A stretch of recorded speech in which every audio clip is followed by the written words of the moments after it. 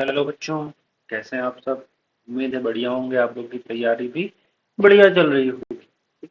आपके तैयारी में ही थोड़ी सी मदद करने के लिए और आपके नॉलेज में भी थोड़ा सा एडिशन करने के लिए हम आज एक नया टॉपिक के बारे में, बहुत ही इंटरेस्टिंग टॉपिक के बारे में पढ़ेंगे, जिसका नाम है microbes in sewage treatment plant. Microbes and sewage treatment plant का मतलब ये है कि जो पॉल्यूटेड वाटर बॉडीज होते हैं, नदी नाले होते हैं ना, तो जो नाले होते हैं उनको नदी में डिस्चार्ज करते हैं अपन, है ना। तो जो सीवेज है, सीवेज का मतलब पहले समझो कि सीवेज क्या होता है। जितना भी म्यूनिसिपल वेस्ट होता है, वेस्ट वाटर होता है, वो सारे के सारे को हम क्या बोलते हैं, सीवेज बोलते हैं। बात करें इसमें मेजर कंटेंट क्या होता है, तो ह्यूमन, इसमें मेजर कंटेंट होता है ह्यूमन एक्सक्रीटा।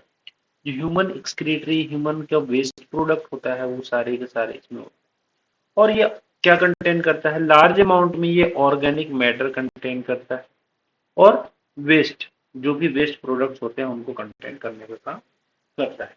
देखो, बात करें सीवेज की, तो सीवेज को क्या हम डायरेक्टली फेंक देते हैं नदी में, जब किसी भी नेचुरल वाटर बॉडी में? नहीं, उसको ट्रीट करते हैं। तो जो सीवेज होता है वो ट्रीट किया जाता है और उस ट्रीटमेंट के थ्रू उसका पॉल्यूशन का लेवल थोड़ा सा कम होता है, और उसी ट्रीटमेंट के प्रोसेस को बोलते हैं सीवेज ट्रीटमेंट प्लांट। जहाँ पे उसका ट्रीटमेंट होता है उस जगह को बोलते हैं सीवेज ट्रीटमेंट प्लांट। ठीक। अब इस सीवेज के ट्रीटमेंट में कुछ हेट्रोट्रॉपिक माइक्रोब्स का इन्वॉल्वमेंट देखने को हमको मिलता है। हेट्रोट्रॉपिक, ऑटोट्रॉपिक क्लियर है सबको। ऑटोट्रॉपिक जो खुद से डिपेंडेंट हो, किसी पे डिपेंडेंट ना हो, खुद पे डिपेंडेंट हो खाने पीने के लिए, खुद से अपना खाना बनाए। और हेट्रोट्रॉपिक मतलब जो किसी न किसी पे डिपेंडेंट। और मैं एक, उसके बाद बात करें हम, जो सीवेज ट्रीटमेंट प्लांट है उसमें पानी का मतलब जो भी सीवेज है वो इस पाइपलाइन के थ्रू आया मान लेते हैं, है ना। ये पाइपलाइन के थ्रू आएगा। तो सबसे पहले बात करें सीवेज ट्रीटमेंट, तो दो प्रोसेस होंगे, प्राइमरी ट्रीटमेंट और सेकेंडरी ट्रीटमेंट। प्राइमरी ट्रीटमेंट को अपन बोलते हैं कि ये एक फिजिकल प्रोसेस है। फिजिकल प्रोसेस का मतलब इसमें किसी भी तरीके का कोई भी केमिकल, कोई भी तरीके का माइक्रोब्स इन्वॉल्व नहीं होगा। ये फिजिकली या मैकेनिकली हैंडल होगा। इसमें क्या होगा कि ये जो वेस्ट वाटर आएगा, इसमें जो भी बड़े डेब्रिस होंगे, जैसे कि बॉटल, प्लास्टिक, ये सारी चीजों को पहले सीक्वेंशियल फिल्ट्रेशन करेंगे, है ना। जैसे चाय छानते हैं सुबह, तो चाय चाय की पत्ती अलग करने के लिए हम छन्नी लगाते हैं। वैसे ही बड़े बड़े डेब्रिस को हटाने के लिए हम एक यहाँ पे छन्नी लगाएंगे, जिसको क्या बोलेंगे हम, sequential filtration, to remove the floating debris. अब फ्लोटिंग डेब्रिस तो उसमें से हट गया। अब देखो, फ्लोटिंग डेब्रिस हट गया, लेकिन अभी भी कुछ ऐसे पार्टिकल्स हैं जो उस पानी में तैर रहे हैं, है ना। डिजॉल्व पार्टिकल्स हैं या सेमी डिजॉल्व पार्टिकल्स, उनको भी तो हटाना है अपन को। तो उनको एक चैम्बर में लेके आएंगे, जिसको बोलते हैं सेडिमेंटेशन चैम्बर। देखो, सेडिमेंटेशन में क्या होगा कि उसको, पानी को या जो भी सीवेज वाटर है उसको एज इट इज बिना डिस्टर्ब किए छोड़ देंगे। तो उसमें जो भी अनडिजॉल्व पार्टिकल्स है वो धीरे धीरे सेटल डाउन होंगे नीचे, सेडिमेंट लेयर का फॉर्मेशन कराएंगे। तो जो सॉलिड लेयर नीचे बन रही है उसको एक नाम दे रहे हैं, हम बोल रहे हैं प्राइमरी स्लज। क्या बोल रहे हैं? Primary sludge. और जो सुपरनेटेड और लिक्विड पार्ट बच रहा है उसको हम बोल रहे हैं इफ्लुएंट। क्या बोल रहे हैं? इफ्लुएंट। अब ये जो इफ्लुएंट है या सुपरनेटेड है, इसको हम प्राइमरी टैंक से निकाल के कहाँ पे ले जा रहे हैं? सेकेंडरी टैंक में लेके जा रहे हैं। अब यहाँ पे जब सेकेंडरी टैंक में इसको लेके जा रहे हैं, तो यहाँ पे क्या हो रहा है? अब देखो, सेकेंडरी टैंक में हम उसको प्रोवाइड करते हैं प्रॉपर एरेशन। हाँ, प्रॉपर एरेशन प्रोवाइड कर रहे हैं हम उसको। यहाँ यहाँ पे कुछ पंखे लगे होते हैं जो मैकेनिकली यहाँ पे क्या करते हैं, कुछ एरेशन, हवा प्रोवाइड करते हैं, ताकि उसके अंदर प्रेजेंट जो भी एरोबिक माइक्रोब्स हैं उनकी ग्रोथ अच्छे से हो सके। अब ये जो एरोबिक माइक्रोब्स हैं जब ये ग्रो करेंगे, तो during the growth they will digest the organic part. ये क्या करेंगे? जो इसमें ऑर्गेनिक पार्ट्स प्रेजेंट हैं इसको ये डाइजेस्ट करेंगे। अब डाइजेस्ट करेंगे तो ये क्या करेंगे, यहाँ पे कुछ फंजाई भी प्रेजेंट होंगे। तो ये क्या करेंगे, एक फ्लॉक्स का फॉर्मेशन करेंगे। देखो, फ्लॉक्स क्या होता है, ये समझो कि जो बैक्टीरिया है वो जो फंगल फिलामेंट के साथ जुड़ के एक एसोसिएशन बनाता है, उसी को बोलते हैं फ्लॉक्स। अब यही जब देख, अब यहाँ पे एक कॉन्सेप्ट और आता है बीओडी का, यानी कि बायोकेमिकल ऑक्सीजन डिमांड। अब ये क्या होता है? बीओडी का मतलब ऐसे समझो कि जितना ज्यादा, मान लेते हैं कोई 1 लीटर पानी है, 1 लीटर पानी में कुछ ऑर्गेनिक कंटेंट प्रेजेंट। अब उस ऑर्गेनिक कंटेंट को ऑक्सीडाइज करने के लिए जो ऑक्सीजन की रिक्वायरमेंट होगी वही होता है बायोकेमिकल ऑक्सीजन डिमांड।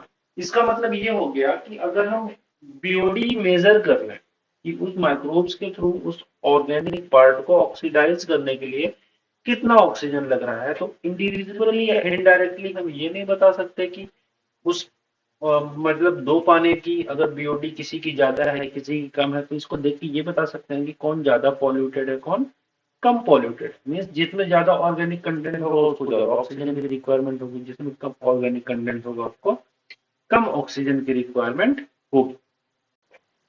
तो बीओडी हमको एक रफली आइडिया प्रोवाइड करता है कि हम वहां पे पॉल्यूशन कंटेंट का भी पता लगा सकते।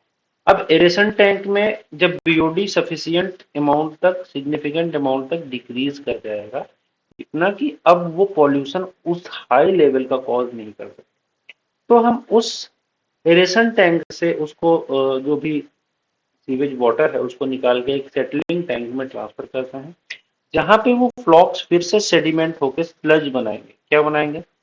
सेडिमेंट होके स्लज बनाएंगे और वहां पे भी कुछ सुपरनेटेंट रिलीज करेंगे। जो स्लज है, स्लज को हम क्या करेंगे बोल देते हैं, एक्टिवेटेड स्लज बोल देते हैं। एक्टिवेटेड स्लज बोलते हैं। अब इस एक्टिवेटेड स्लज में से कुछ पार्ट हम फिर से कहाँ पे भेज देते हैं, एरेशन टैंक में फिर से वापस से पंप कर देते हैं, which function as an inoculum. वो कैसे फंक्शन करता है? इनोकुलम, जैसे हम लोग दही जमाते टाइम इनोकुलम डालते हैं ना, स्टार्टर डालते हैं, वैसे ही ये इनोकुलम की तरह फंक्शन करता है जब इसमें से कुछ पार्ट हम वापस से यहाँ पे पंप कर देते हैं एरेशन टैंक में।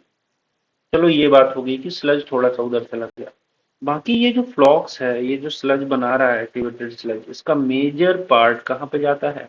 एक एन एरोबिक स्लज डाइजेस्टर। कहाँ पे? एन एरोबिक स्लज डाइजेस्टर में, जहां पे एनारोबिक माइक्रोब प्रेजेंट है। अब एनारोबिक माइक्रोब से यहाँ पे मेनली बात करें तो कौन से होते हैं? मेथेनोजेंस होते हैं। समझ में आया? कौन से होते हैं? मेथेनोजेंस। अब ये जो मेजर पार्ट है ये क्या है? ये फ्लॉक्स है ना? फ्लॉक्स को डाइजेस्ट कौन कर रहा है? एन एरोबिक बैक्टीरिया, जिसको हम मेथेनोजेंस बोल रहे हैं। अब मेथेनोजेंस यहाँ पे ग्रो करेंगे, इसको डाइजेस्ट करेंगे तो कुछ फॉर्म ऑफ गैसेस को रिलीज करेंगे, जिसमें आता है NH CH4। ठीक, क्या आता है?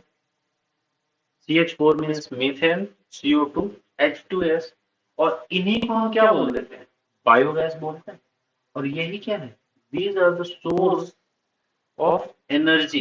ये सोर्स ऑफ एनर्जी की तरह फंक्शन करते हैं, जिसको हम लाइटनिंग और कुकिंग के लिए यूज करते हैं।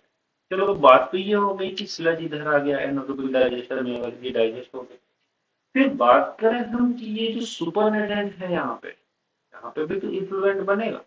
अब ये जो इफ्लुएंट है इसको हम डायरेक्टली दे भेज सकते हैं कहाँ पे? लीवर में। क्यों? क्योंकि यहाँ पे एरोबिक बैक्टीरिया ने इसके जो भी ऑर्गेनिक कंटेंट है उसको डाइजेस्ट कर दिया है एट सिग्निफिकेंट, इतना सिग्निफिकेंट अमाउंट में कि अब वो पॉल्यूशन नहीं कॉज करेगा मोस्ट प्रोबेबली, है ना? तो ये था सीवेज ट्रीटमेंट की फंक्शनलिटी। उसके बाद इसमें इसी टॉपिक्स में कुछ हमको कुछ टॉपिक्स और जानने हैं, जैसे कि इनको प्रपोज किसने किया, है ना?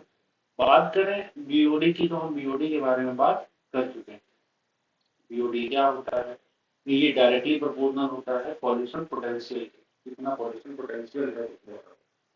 अभी तक की बात करें टिल डेट, कोई भी मैन मेड टेक्नोलॉजी ऐसी नहीं आई है जो क्या कर सके, माइक्रोबियल ट्रीटमेंट को हटा सके। यानी कि कोई भी ऐसी मैन मेड टेक्नोलॉजी नहीं है जो उस माइक्रोबियल एक्शन का जगह ले सके।